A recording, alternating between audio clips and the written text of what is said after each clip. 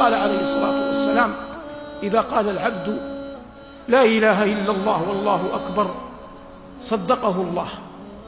فقال رب العزة: صدق عبدي، لا إله إلا أنا وأنا أكبر. فيقول العبد: لا إله إلا الله وحده لا شريك له.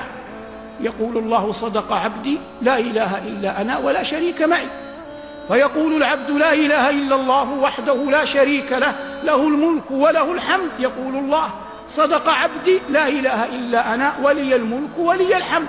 يقول العبد: لا إله إلا الله ولا حول ولا قوة إلا بالله.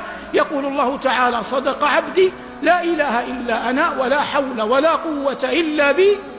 قال عليه الصلاة والسلام: من قالها في مرضه ثم مات لم تطعمه النار. من قالها في مرضه ثم مات لم تطعمه النار. وفي حديث شداد بن أوس وعبادة بن الصامت أن النبي صلى الله عليه وسلم قال لهم يوما: ارفعوا أيديكم، فرفعوها، فقال: قولوا لا إله إلا الله. فرفعوا أيديهم وقالوا لا إله إلا الله. فقال صلى الله عليه وسلم: الحمد لله، اللهم بعثتني بهذه الكلمة ووعدتني عليها الجنة وإنك لا تخلف الميعاد. ثم وضع صلى الله عليه وسلم يديه وقال: ابشروا فقد غفر الله لكم، ابشروا فقد غفر الله لكم. كل هذا من التمكين لأهل لا إله إلا الله في الدنيا. وقال صلى الله عليه وسلم: من كان آخر كلامه في الدنيا لا إله إلا الله دخل الجنة يوما من الدهر وإن أصابه ما أصابه.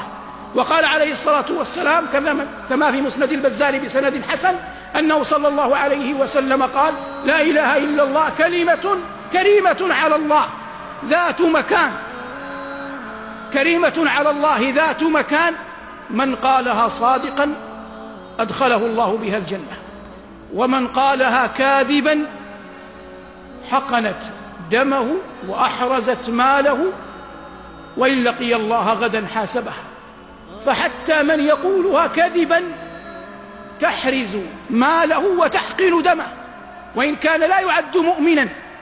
والمقصود من هذا أيها المباركون بيان عظيم وفضل هذه الكلمة المباركة.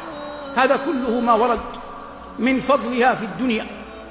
أما ما ورد من فضلها في الآخرة فإن النبي صلى الله عليه وسلم قال: إن الله سيخلص رجلا من أمتي على رؤوس الخلائق ينشر له 99 سجلا كل سجل مد البصر، فيقول الله جل وعلا له: يا عبدي أتنكر مما ترى شيئا أظلمك كتبتي الحافظون؟ يقول: لا يا رب. فيقول الله عز وجل: ألك عذر؟ فيقول: لا يا رب. فيقول الله عز وجل: أما وإن لك عندنا بطاقة؟ فيقول: أي رب، فيها أشهد أن لا إله إلا الله وأشهد أن محمدا عبده ورسوله. فيقول: أي رب، وما تغني هذه البطاقة أمام هذه السجلات؟ فتوضع السجلات في كفة ولا إله إلا الله في كفة، فتثقل البطاقة وتطيش السجلات ولا يثقل مع اسم الله شيء.